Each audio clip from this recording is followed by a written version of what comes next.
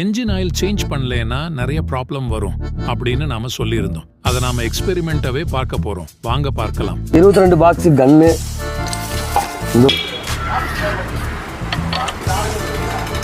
Engine வந்து noise வந்துட்டே இருக்குது. சரி. பிக்கப் வேற கிடைக்க மாட்டேங்குது. சரி. ஏதோ கட கட கடன்னு சவுண்ட் வருது. ஆக்சிலேட்டர் கொடுத்தாலே போகவும் மாட்டேங்குது. வண்டி போக மாட்டேங்குது. இன்ஜின்ல ஆயில் ஊற்றினாலே இன்ஜின் நிற்க மாட்டேங்குது. தம்பி கண்டிப்பாக இன்ஜின் கீஸு நம்ம சிலிண்டர் கட்டு ரீபோர் தான் பண்ணணும். இல்லாட்டி சிலிண்டர் கட்டு வேறு போட்டால் தான் நமக்கு லைஃப் உண்டு. இப்போ நார்மல் ஜென்ரல் செக்அப் பண்ணுறோம், கிளச்சு வேலை செய்கிறோம், வண்டி போக மாட்டேங்குது அப்படின்னு சொன்னால் அடுத்து நம்ம இதுதான் போய் ஆகணும். ஏன்னா அது நாய்ஸ் நமக்கு வெளியே நல்லாவே தெரியுது இல்லையா? அப்போ இன்ஜின் தான் நம்ம கழட்டணும் ஃபஸ்ட்டு. இப்போ நீங்கள் எடுத்துன ஜென்ரல் செக்அப் பண்ணுன்னு சொன்னால் வண்டி போகுமா? போகாது. இந்த நாய்ஸ் எதனால வருது? இன்ஜின் கம்ப்ளைண்ட்னால தான் இந்த நாய்ஸ் வருது, வேற ஒன்றும் இல்லை. தெரியுதுங்களா நாய்ஸு? இது வந்து இன்ஜின் நாய்ஸு. இன்ஜின் ஒரு கன்ஃபார்மாக பார்க்கணும். இன்ஜின் பார்க்கும்போது நம்ம include clutch, general checkup, overall எல்லாமே வந்துடும். இன்ஜின் ஆயில் சேஞ்ச் பண்ணுறது, ஏர் ஃபில்ட்ரு.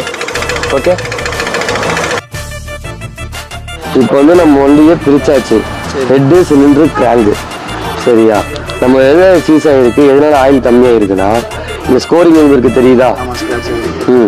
இந்த ஸ்கோரிங் வந்து ஆயில் கம்மியாக லெவல் ஓட்டி இதில் சீஸ் ஆகிருச்சு. ஒரு ஸ்டேஜுக்கு மேலே சீஸ் ஆகிடும். மினிமம் மேனுஃபேக்சரிங் டேட்ல இருந்து ஒரு 50,000 கிலோமீட்டர் நமக்கு வண்டி ஓடும். அது எதனால ஓடுது? கரெக்டாக நீங்கள் ரெகுலராக 2000 கிலோமீட்டருக்கு ஒருக்கா இன்ஜின் ஆயில் மாற்றணும். அதனால தான் இப்போ வரைக்கும் சவுண்டோட மட்டும் ஓடி இருக்குது. ஃபுல்லாக சீஸ் ஆகி பிடிச்சி நிற்காம ஒயிட் ஸ்மோக் மட்டும் ஹெவியாக வந்துருக்குது. ஆமாம். இப்போ நம்ம இதில் பிஸ்டன் ரீபோர் பண்ணோம்னா 20,000 கிலோமீட்டர் தான் நான் கேரண்டி கொடுக்க முடியும். சிலிண்டர் கிட்ட. ஆமாம், சிலிண்டர் கிட்ட நம்ம புதுசு போட்டுக்கலாம். என்ன இதுல இருந்து ஒரு 1000 ரூபா 2000 ரூபாய் எச்சா போகும். 1000 ரூபாய் 1500 எச்சா கிலோமீட்டர்.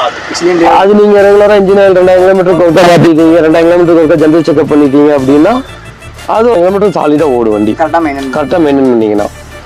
இதில் நீங்கள் மெயின்டைன் பண்ண வேண்டியது இன்ஜின் ஆயில், ஏர் ஃபில்ட்ரு, கியர் பாக்ஸ் ஆயில். யாருமே இப்போ கியர் பாக்ஸ் ஆயில் சரியாக மாற்றுறதும் கூட கிடையாது. வெறும் வண்டியில் இன்ஜின் ஆயில் மட்டும்தான் இருக்குது, பைக்குக்கு தானே கியர் வருது அப்படின்னு நினச்சிக்கிறாங்க. இப்போ வண்டியில் கீச்சுன்னு சவுண்ட் வருதா, வண்டி போகவே மாட்டேங்குதுன்னு சொன்னீங்க இல்லையா? அதில் வந்துட்டு என்ன கம்ப்ளைண்ட்னா கிளச்சு பெல்ட்டு, கிளச்சு ஸ்ப்ரிங்கு, இதெல்லாம் கம்ப்ளைண்ட்டு. அந்த கிளச்சு பெல்ட்டு, கிளச்சு ஸ்ப்ரிங்கில் இருக்கா? சட்டிலே டிக்கில் இருக்குன்னு நினைக்கிறேன். கிளச்சு பெல்ட்டு, கிளச்சு பெல்ட்டு போச்சு. கிளச்சு ஸ்ப்ரிங் வந்து ஒரு டெம்பருக்கு மேலே கம்மியாயிடுச்சுன்னா கீச்சுன்னு பெல்ட் மட்டும்தான் சுற்றும் போலிய வண்டி உனக்கு ரன் ஆகாது. அதனால தான் பிக்கப் இல்லை. அதனால தான் உனக்கு பிக்கப் இல்லை. புரியுதா? கிளச் பெல்ட்டெல்லாம் எப்படி ஆயிடுச்சுன்னு ஆயிலில் பட்டு. Crank side oil seal leakage, clutch side. Clutch spring இதில் வர்றது, இதுக்குள்ளே வர்றதா கிளச்சு ஸ்ப்ரிங்கு. தெரியுதா? இதுதான் கிளச்சு ஸ்ப்ரிங்கு.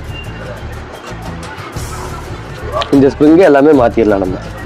ஓகேவா? எஸ்டிமேஷன் ஃபுல் இன்ஜின் ஒர்க்குக்கு 10 ரூபா 12 ரூபா சாலிடாக வந்துடும். Clutch, general checkup, full engine work, front and rear brake shoe, air filter, plug, இது எல்லாமே சேர்ந்து வந்துடும். ஓகேவா? இதுக்கப்புறமாவே 2000 கிலோமீட்டருக்கு ஒருக்கா ஆயில் மாற்றினீங்க. இதை எக்ஸ்பெரிமெண்ட்டாக பார்க்கும்போது உங்களுக்கே தெரியும். இன்ஜின் ஆயிலை கரெக்டான நேரத்தில் சேஞ்ச் பண்ணணும். இல்லைன்னா இந்த மாதிரி தான் நடக்கும்.